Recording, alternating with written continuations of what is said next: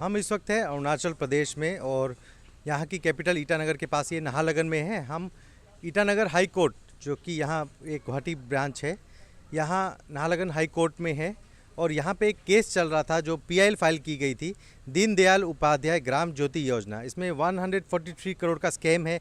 ये PIL file की गई थी काको पुटुम द्वारा, एक एडवोकेट हैं तो लोकल सोशल एक्टिविस्ट भी हैं। और यहाँ पे जो ब्लेम किया गया था कि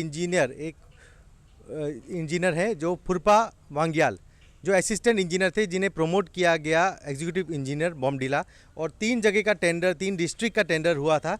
तीनों डिस्ट्रिक्ट में 142 करोड़ का दीनदयाल उपाध्याय ग्राम ज्योति योजना पावर के जो स्टेशंस थे इसको बनाने का काम था। तो उधर हमने देखा कुछ जगह काम हुआ, नामसाई में और तवांग में, बॉम्डिला में। जो डिपार्टमेंट है उनकी तरफ से यही कहा जा रहा है कि काम पूरा हुआ और जनरल नहीं हुआ, लेकिन जो पीआईएल फाइल की गई और जो एक्टिविस्ट हैं और जो एडवोकेट हैं जिन्होंने पीआईएल फाइल करी, उनके द्वारा ये कहा गया कि ये जो टेंडर है ये ई टेंडर नहीं हुआ और नॉर्मली इसको टेंडर किया गया और फेक अपने ही किसी जानकार को, अपनी ही कंपनी को कॉन्ट्रैक्ट दिया गया इंजीनियर द्वारा, जो एग्जीक्यूटिव इंजीनियर जो अभी हैं फुरपा वांग्याल, उनके द्वारा ये एलिगेशन लगाए गए हैं इंजीनियर के ऊपर।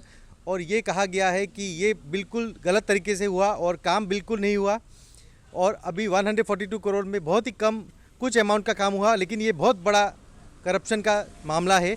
जो यहाँ पे दिल्ली के एक एडवोकेट हैं महमूद प्राचर, वो इस केस को टेकअप कर रहे हैं और यहाँ स्टेट गवर्नमेंट की तरफ से एक एडवोकेट हैं जो इस केस को टेकअप कर रहे हैं। आज पीआईएल है, आज इसकी एडमिट होगा या नहीं होगा, इसको रिजेक्ट किया जाएगा, इसके बारे में आज पता चलेगा। और ये जो केस है, जो गवर्नमेंट है, जो पावर डिपार्टमेंट है, उनकी तरफ से कहा गया है कि काम बिल्कुल जेन्युइन हुआ। 30% पेमेंट हुई, अभी तक 70% पेमेंट ही नहीं हुई और उनके पास सारे एनओसी हैं जो स्टेट की आरईसी होती है, इंडियन गवर्नमेंट जो सेंट्रल गवर्नमेंट है उनकी तरफ से, एपेडा जो एनर्जी डेवलपमेंट अथॉरिटी है, सबकी तरफ से एनओसी दी गई है। और उन डिपार्टमेंट का कहना है कि सब कुछ जेन्युइनली, ये जितना काम है बिल्कुल कोई करप्शन का मामला इसमें नहीं है। लेकिन आज देखा जाना है कि कोर्ट क्या फैसला करती है। ये पीआईएल जो पब्लिक इंटरेस्ट लिटिगेशन जो फाइल की गई है, इसके बारे में आज इसकी हेयरिंग है, 3rd हेयरिंग है। इस हेयरिंग के बाद पता चलेगा कि ये केस एडमिट होता है या नहीं।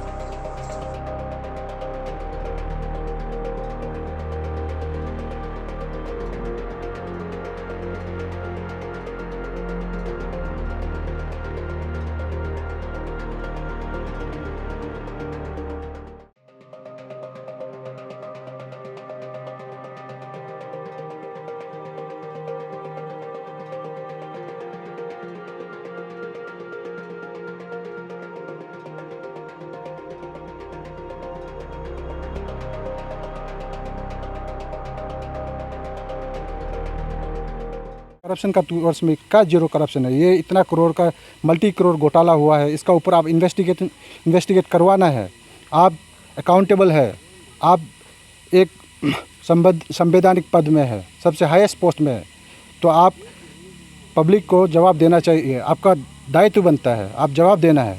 आप अगर जवाब नहीं दे पाएगा, आपको हक नहीं बनता है कि पब्लिक का साथ खिलवाड़ करने के लिए। इसीलिए आपको हम लोग ये एसीसी डिमांड करता है कि आप रिज़ाइन करना है, यहाँ से रिज़ाइन करके थोरोली इन्वेस्टिगेट करने देना। आप अगर सच्चाई में आप करप्ट नहीं है, आप इन्वॉल्व नहीं है, हम आपको पर्सनली ब्लेम नहीं कर रहा है, आपका चेयर को ब्लेम कर रहा है।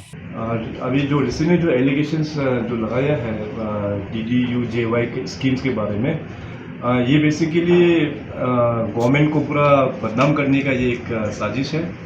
और आप सबको पता है कि बीजेपी गवर्नमेंट आने के बाद अरुणाचल प्रदेश में करप्शन को बिल्कुल हम लोग टॉलरेट नहीं करता है। तो मेरा हिसाब से तो काम भी पूरा हो चुका है, टेंडरिंग प्रोसेस से लेके अभी यूटिलाइजेशन सर्टिफिकेट तक भी गवर्नमेंट ऑफ इंडिया को जमा करके रखा हुआ है। सो एनीवे, जैसे आपने बोला है कि ये ऑलरेडी मैटर जो कोर्ट में किसी ने दिया हुआ है, तो ये ऑलरेडी ये मैटर सब जुडिस भी है।